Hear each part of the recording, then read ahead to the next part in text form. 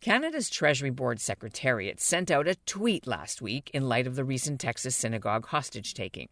The tweet condemned antisemitism and reminded federal government employees who are Jewish that if they're needing support or counseling for mental health because they're feeling upset about the Colleyville attack, support is available under the Canadian government's Employee Assistance Plan.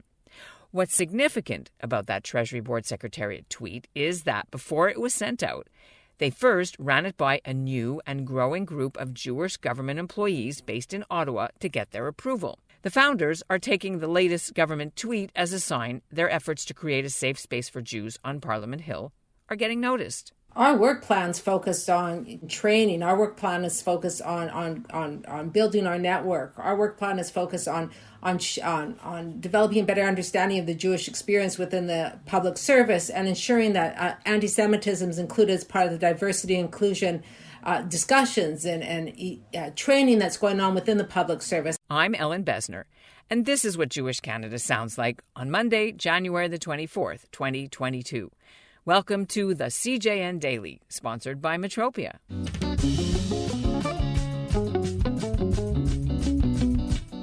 The Jewish Public Servants Network held its first annual meeting recently, and they're up to 300 members now. But it started out very small in the spring with just a couple of founders. One was Jonathon Greenberg. He works at the CRTC in Ottawa, and he's the grandson of one of the Astral Communications Greenberg family of Montreal, by the way. Kayla Estrin is a 30-year employee with Health Canada in Ottawa. And Artur Wilczynski, he's a former Canadian ambassador to Norway. He's now working in diversity and inclusion at a Canadian intelligence agency known as CSE. They held an in-person Hanukkah party. They are planning something for Purim. And in between, they talk about serious issues facing Jews like them who are navigating their careers inside the largest employer in Canada.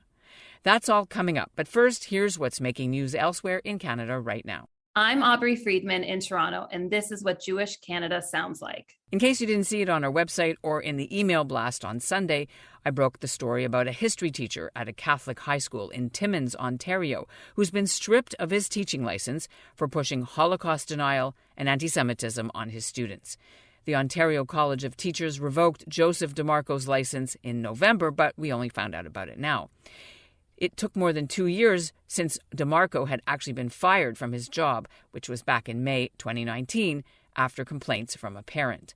DeMarco brought in his own Zionism slideshow and told the students the usual things, like 6 million didn't die and Israel's to blame for 9/11 in New York. He was also lead singer in a local rock band, and they made videos showing fake Mossad agents in New York dancing for joy as the Twin Towers collapsed. This is the first time in Ontario that the Teachers College has kicked a teacher out for pushing anti-Semitism in the classroom. When Louis Rasminsky was finally appointed as governor of the Bank of Canada in 1961, he was the first Jew to hold such a high office in the Canadian civil service. He'd been previously passed over for the job because of his religion, and he wasn't even allowed to join Ottawa's exclusive Rideau Club, which didn't take Jews until 1964. Today, the civil service is much more accepting of diversity, but according to my guests, Artur Wilczynski, Jonathon Greenberg, and Kayla Estrin of the Jewish Civil Servants Network, there is more work still to do. They join me now. You're all in different departments, and you're using your work emails. I would think that it might be an issue doing political action work using a work email. So I wanted to ask you, what was the reason you're not using private emails, and is there any sort of blowback for this? Anyone could start. So I'll start. It's not political action. I'll start with that. I think it's part of our core work. I mean, my day job is the Assistant Deputy Minister for People, Equity, Diversity, and Inclusion. And part of being a public servant really is about creating a workplace where everyone feels welcome and everyone can fully participate. So activities such as this are actually, quite frankly, core to our work as Canadian public servants.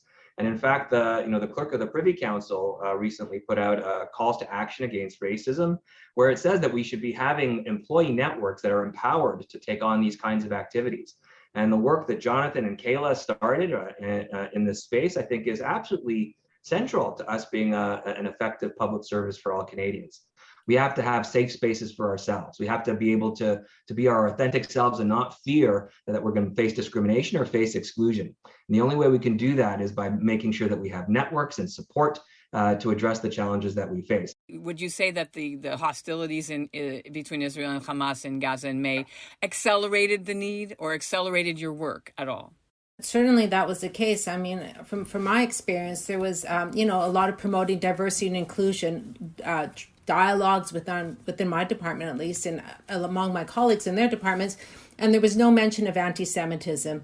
And that was in the context of there being very much a rise in anti-Semitism in Canada, but yet this was not part of the dialogue. I think it was, I think the conflict really was, a bit of a catalyst that, given what was happening in Canadian society writ large, and the public service of Canada is no different, right? We felt the same kind of backlash and issues around exclusion and discrimination, not only like anti-Israel statement, but just quite frankly, like having Jews being accountable for a conflict that was happening thousands of miles away. That's something that a lot of our colleagues heard about, and I think was a catalyst for people who basically said enough and wanted to find a safe place. Can you give me some specific, concrete examples? What do these problems that you're hearing, or from your other colleagues, look like? Related specifically to the crisis last spring, I think people would come up to them and sort of challenge them about how could you support Israel, and so that they were being put on the spot. But there are other things too. Since COVID, you're talking about COVID. People who are now facing comments that mandatory vaccines are like the policies of Nazi Germany. They won't be included in certain events because you're Jewish, so therefore you don't have an interest. And one of the things that I think for us has been particularly challenging and particularly important is that when we've approached various colleagues responsible, for example, for diversity and inclusion in the public service, to say we believe that addressing anti-Semitism needs to be part of the overall strategy, there's been a sort of like a mixed reaction. People said that because you're not, for example, visible minorities, you're not part of the employment equity groups, that therefore you are not covered by the rubric of anti-discrimination, and that we really had to tackle. And it's part of the reason why we've had a letter writing campaign to deputy ministers, and I'm sure my colleagues can talk about some of the other specific examples. We all have faced it to some extent over the course of our career. Yeah, I would just add that certainly members have come forward since they've joined, and there's been some along the lines of typical anti-Semitic tropes about being cheap or being good with money, those types of things. But, a few members just came forward and said, I'm really happy you set up because I feel very alone in my department. And it's really good that there's now a group of people that I can turn to, that I can connect with. So also that feeling of just being the only person or, not knowing any other Jewish people and really wanting that sense of connection as well. Right. And so many people have come to us and said, there's a power in numbers approach here, and Jewish voices are finally being heard and finally being counted as a minority because the network is pushing these priorities and these objectives in their meetings with senior officials in the government. Department of National Defense had this anti-racism, program study, and Jews were not part of it. And so is that kind of what you're talking about? The Jews aren't considered victims. In fact, Jews are considered the oppressors, and so they're not thought of when we're doing this work. So on national defense, just that specifically, I think that was a really important example. Same thing with global affairs, where I used to work, where they weren't in Jewish issues, and anti-Semitism wasn't included as part of the rubric. But now I think that there's a greater openness in us addressing it. So, for example, our colleagues at National Defense actually shared information about the Jewish Employees Network and have invited us to participate in an Ask Us Anything session so that we can share our experiences and our perspectives with members of the National Defense family. One of the things to build on that in terms of education is actually getting information and data.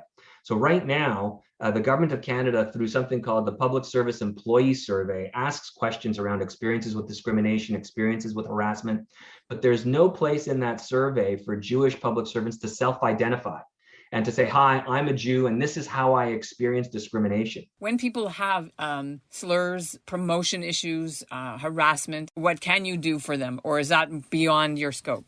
So right now, I'd argue that that's beyond our scope. One of the comments that we had last night from members was to make sure that folks knew about the existing apparatus to deal with harassment and exclusion, whether it's the role of the Canadian Human Rights Commission through to the various ombudsperson's roles that exist within departments, and so that folks know about their rights and can exercise them. And I think that was, again, my biggest takeaway from last night, is that people were feeling alone, and that there was risk in putting forward some of these formal complaints. One of the other things that we're going to do is work very closely with Irwin Cotler's office, with Irwin Cotler's the Special Envoy for Antisemitism.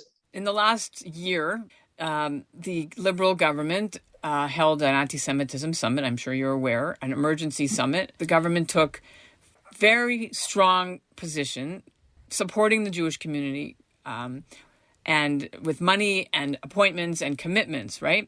How did this impact the work that you're doing? I think that's helped open doors for us as public servants. We're scheduled to meet with the clerk of the Privy Council in the next couple of weeks.